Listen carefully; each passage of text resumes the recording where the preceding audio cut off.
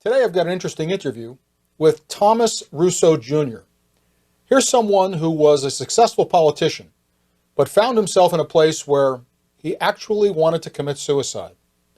Let's hear his testimony right after the break. Back in a moment.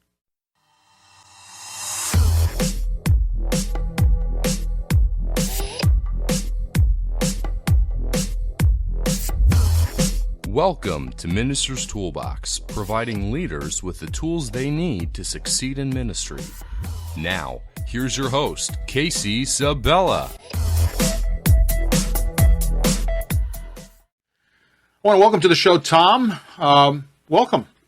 Thank you, sir. It's great to be here with you today. Tom, could you share with our audience just briefly how you came to Christ and how we came to connect here, what the message that you have for us is today? Sure. No, I'm grateful for the opportunity. So I was raised Roman Catholic, and I spent most of my life not really having a sincere relationship with Christ. And to kind of go backwards, I was a government and politics junkie as a kid, and that was something that I had a passion for ever since I was young. So while other children were coloring, doing coloring books, I was coloring electoral college maps and trying to figure out if Florida was a red state or a blue state as a kid. Not exciting, but it is what it is. So there were several chapters to my childhood. The first 7 or 8 years, I was very happy and joyous as a young kid. When we moved from Lincoln Park, New Jersey to Parsippany, New Jersey, I started to suffer from obesity. And what happened, I would say, between ages 7 and 14 was a lot of bullying, a lot of abuse from the hands of other children. And it really played its emotional toll on me, such that in high school, I decided to starve myself, and I lost about 100 pounds doing it, which was not necessarily a great strategy for weight loss, but it certainly changed the way people treated me. And it was kind of a sad lesson for me, Casey, that people treated me differently because I changed the external shell. I still had the same character and integrity on the inside, but because I gave people what they wanted on the outside, then I had their affirmation. Mm-hmm. Fast forward a few years, that's the person that went into politics. So not exactly a great strategy for somebody with low self-esteem to go into the world of politics, but in my early 20s, I had great success. I was the youngest ever elected in my hometown. I served 2 terms on the town council, and I found my affirmation, adulation, affection, attention through politics. As I tell people in my story now, politics was my drug of choice. Wow. So politics was the thing I turned to feel good about myself because I was good at it. I was, very good at public speaking. I understood the budget and public service. And there was always this duality of genuine public service and the need for you to like me. Right? Well, interestingly enough, of course, as you already know, it's some Christians at this point have exchanged their Christian faith for politics. They think it's the same thing. God, so no. It can be a pretty dangerous road. It's dangerous, and that's a great way to describe it. So think of that person, doesn't have much of a relationship with Christ, is finding affirmation and the need for attention from other people and places and things through politics. Fast forward, in 2012, I got remarried, moved to where we live now in Basking Ridge, New Jersey, and I made the mistake of going back into politics. And that was really not a great decision for me because emotionally, I was still that wounded child from 30 years ago. Mm-hmm. So going back into politics regurgitated and just dredged everything up that I had pushed beneath. And that's when the anxiety started, that's when the depression started, and that's when the thoughts of suicide started. So in September of 2015, I come to a decision point, and that decision point is I'm either going to kill myself or I'm going to turn my life over to Christ, because I heard a voice in my office say, Tom, it's time. And what I took that to mean was it's time to change. I didn't know what that meant. I didn't have a blueprint at the time, but what ultimately became the blueprint was Scripture. You said a moment ago that, you either had Christ or suicide. How did suicide come into your mind as far as alternatives? Because it seems like, people would say, well, listen, I'm having a problem in my life. Let me try A, B, or C. They don't usually say, well, I'll either do suicide or become a Christian. So how did you get to those extremes? Yeah, because what happened was that anxiety and depression just built up over time. Mm-hmm. And by going back into politics and playing the game, because politics is a game, it's not real life. People think it is, but it's not. I was a fraud. I could not look at myself in the mirror. I basically told people what they wanted to hear when they wanted to hear it, because that's the game. Now, where was your wife in all of this? She was, I mean, my wife and my girls were supportive of me running for office, but they were not a part of my first venture into politics many years ago when I was in my 20s. So Right. for them, But I mean by that is like you're experiencing depression, you're looking at suicide. I mean, how does your family factor into that? I mean, it has to be something where you're going to be leaving your family, or how does that?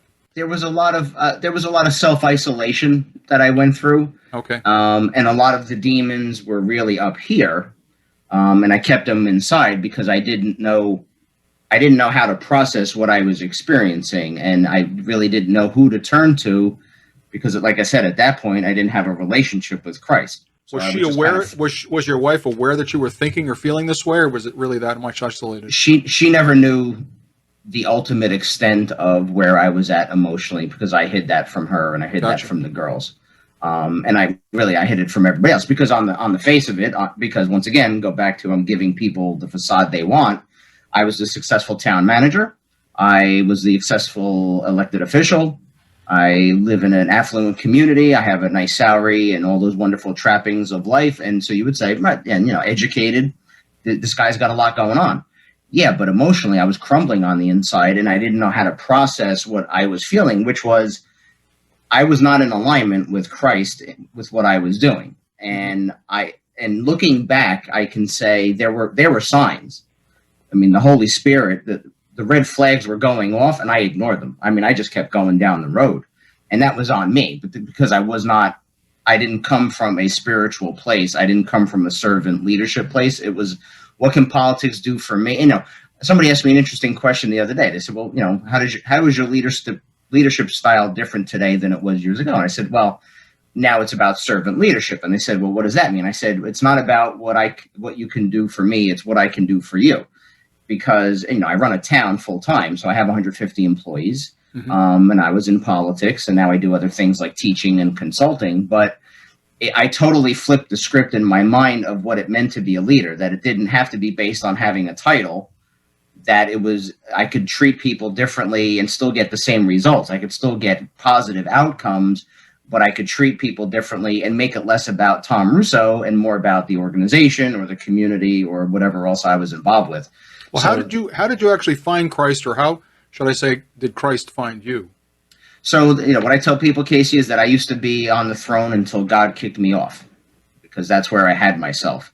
And when I turned away from politics starting in September 2015 and towards Christ, I said, all right, this is new to me. I'm sad to say, but I really wasn't familiar with scripture like I should have been. I didn't have a relationship with Christ. How did you first encounter that difference? I mean, obviously, I was also raised as a Roman Catholic, and you typically don't hear the need to be born again or any of that kind of stuff. So how were you first exposed to that message? I decided to expose myself to predominantly men that were involved in the church. We started going to a new church in the area. Okay. One gentleman who really had a tremendous impact on me was Lonnie Berger. He wrote the series Every Man a Warrior. And that really changed my thinking of the man's role in the household, in the community, in the organizations he's a part of. So really, it was all hands on deck. It was traditional counseling. It was spiritual counseling. It was a 5-day intensive through a Christian ministry. It was new friends and new acquaintances in the religious arena and spiritual arena. And it was people like Lonnie Berger and his book. Like it was all hands on deck because I needed to unpack 40 years of garbage and things that I went through going back to, being 5, 6, 7 years old. What was the change point where you said, I need something and it's not going to be found in the Roman Catholic Church? And this isn't designed to put down the Roman Catholic Church, but how did you find your way into another church? Was there a person who gave you an invitation? Did you meet somebody at work, or how was that encounter? Yeah, so my wife was a teacher, now runs a daycare center at the local Presbyterian church. Okay. So I started building relationships with the men at that church through her work, and also that's where Lonnie Berger actually was flown in to speak about his program. Understood. And so when I started going to the small men's groups through that church, most of them were affiliated with that Presbyterian church or with other churches in the area. And actually, I had a conversation with a pastoral friend of mine up in Newton, New Jersey, where I'm the town manager, and he was part of the Christian Missionary Alliance Church in Newton. and he just gave me recommendations of churches he was familiar with in my area that he said my wife and I might find interesting. And we just started going. And the church that we found in Bedminster, Grace Chapel, young pastors, kind of young congregation, very interesting, very passionate, very relational. And I just never had that kind of dynamic in the church environment. So yeah, like you said, it's not, I mean, people should go where they're comfortable and where they have a great relationship with God, but going to that new church and being baptized as an adult and just, restarting my relationship with Christ really made a huge difference for me. Wow. Your family got involved in the church as well, with your girls as well? Yeah, so the girls would go to church. They were, in college years recently, but they would go to church with us, and my wife and I, she would get involved in the women's group. I would get involved in the men's group. And it was just, the 5-day intensive I did through the men's ministry, it's called Pause Ministry, kind of touched on two things. Like when you go through an AA program or Narcotics Anonymous and they say there's recovery, right? You go through this recovery 12-step program. But what the ministry did was focus on the recovery aspect of whatever people were dealing with, and the men were dealing with all different kinds of issues. But then there was this restoration piece, and the restoration piece was through Christ. Mm-hmm. And so that's why I tell people the success that I've had to get to this point was because I did the traditional, psychologist, counseling or whatever, but I combined that with the spiritual. And to me, it was that combination that made the difference for me, which is why I'm in a very different place than I was only a few years ago. Most of our audience, as you know, are pastors and people who are in ministry, and they hear this story and they wonder, what might be some insights to reach out to people who are struggling with depression or struggling with these issues.